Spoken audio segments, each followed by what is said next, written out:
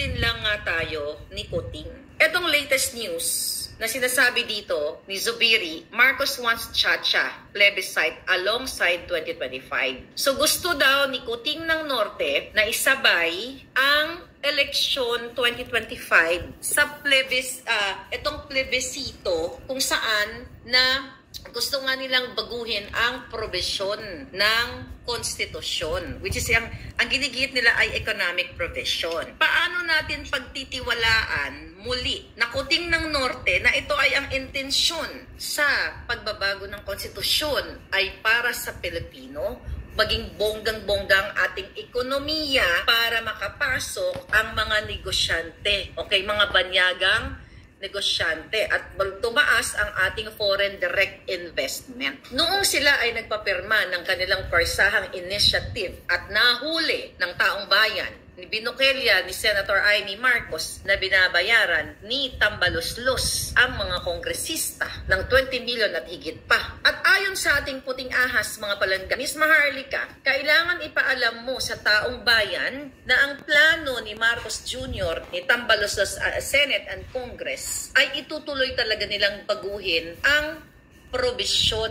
Not only the provision, ang konstitusyon para manatili sila sa pwesto. Lalabas daw, sabi niya, lalabas po ang referendum ng Chacha before midterm election. So ano ba yung referendum? Ayon sa definisyon ng referendum, ito ay paghihikayat sa mga botante o sa mga electorate o yung mga registered voters na bumoto para tanggapin ang isang partikular o panukala. So ito ay desisyon supposedly ng mga botante, ng registered voters para tanggapin itong isang panukala. Pwedeng ordinansa, pagbabago sa batas, o patakaran ng ating pamahalaan. But we are talking about the ating constitution. Ito ay pagdedesisyon ng electorate o ng registered voters. Maganda sana kung ang layunin nga nila ay para sa betterment of the country. At ibibigay, legal naman ito kasi may batas ayon sa Republic Act No. 6735,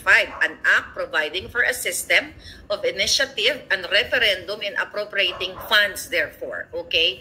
Sabi dito sa referendum is the power of the electorate to approve or reject a legislation through an election called for the purpose. Ang sinasabi dito, ang referendum on statutes which refers to a petition to approve or reject an act or law or part thereof passed by the Congress. So, ibig sabihin, nasa kamay sana ng taong bayan ang pag-aaproba o hindi dito sa charter change o pagbabago ng batas.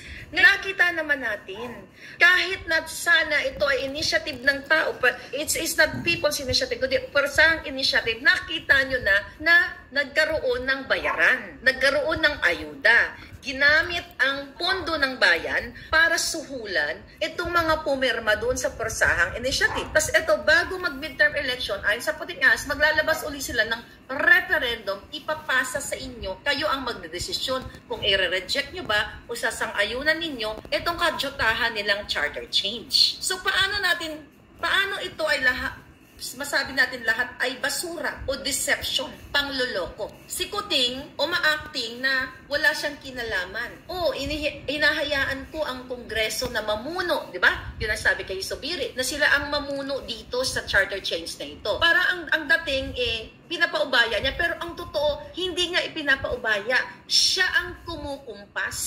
Nakita naman natin yan, di ba pinsan niya si Tambaloslos, siya ang kumukumpas na magkaroon ng charter change. At itong drama ni Zubiri, ng Senate President, at ngayon ng Congress, ayon dito sa ating putingas na inaatasan ni Kuting, si Zubiri ang Congress, si Tambaloslos at yung si Migaon, para sila ay magsabuatan. Ito ay drama-drama lang na kunyari, di ba, ang unang nagpo-push niyan is yung sila Tambaloslos sa Congress. Pero ang totoo, magkakasabwat sila, si Zubiri, si Tambaloslos, magkakasabwat sila para what? Kasabwat si Kuting, kasabwat si Lisa Ahas para maisakatuparan itong charter change na gusto nila. It's not for the gusto ng taong bayan, kundi kagustuhan nila. Nakita ninyo? So maglalabas sila ng referendum bagong mag-midterm election. Para ano? Para ma-maintain sila sa power, sa katuparan nila na maging Prime Minister itong si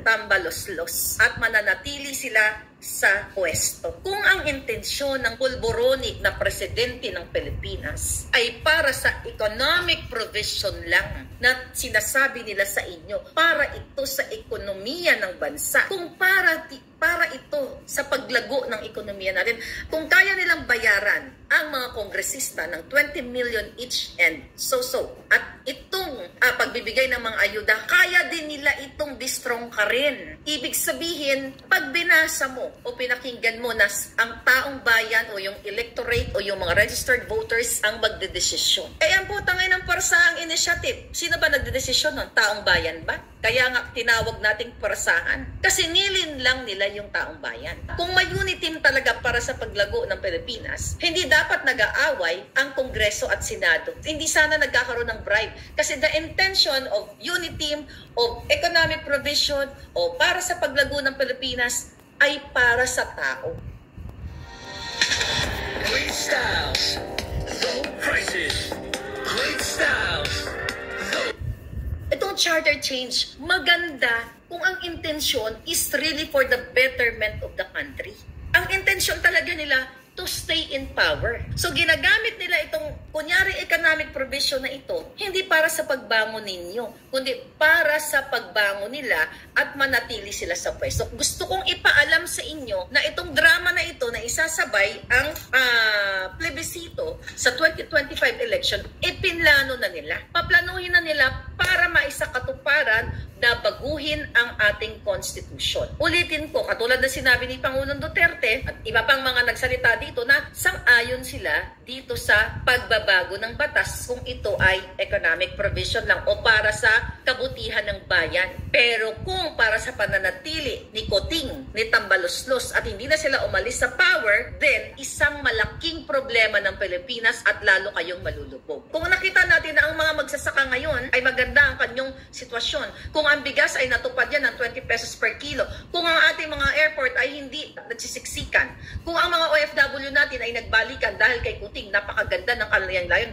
Kahit hanggang mamatay si Kuting sa huling hininga niya, papayag ako na siya ang mananatili sa pwesto kung maganda ang ginagawa niya. Kaso mga palangga, ang ginagawa niya ay taliwas sa ipinangako niya na pagbangon muli. Kabaliktaran lahat. So the intention here, alam niyo naman, itong charter change na ito at itong referendum and plebisito pagdating sa 2025 ay panglilin lang. Lahat ito katarantaduhan. Nakita na natin na sinabi mismo ni Amy Marcos na ang kanyang kapatid ay gustong manatili sa text messages. At ayan, nagkakalat na din yan. Okay, anong sabi ni Amy Marcos yan? Kunyari, wala siyang alam. Siya, referring sa kapatid niya, si Marcos Jr. Yung pala, todo-todong sinusuportahan ang People's Initiative. Wala siyang pakialam sa batas. Kakahiya kung ano ang binatikos sa ama ko, mas malala pa ang gagawin niya. Traidor sa konstitusyon, traidor sa bayan, traidor sa aming pamilya.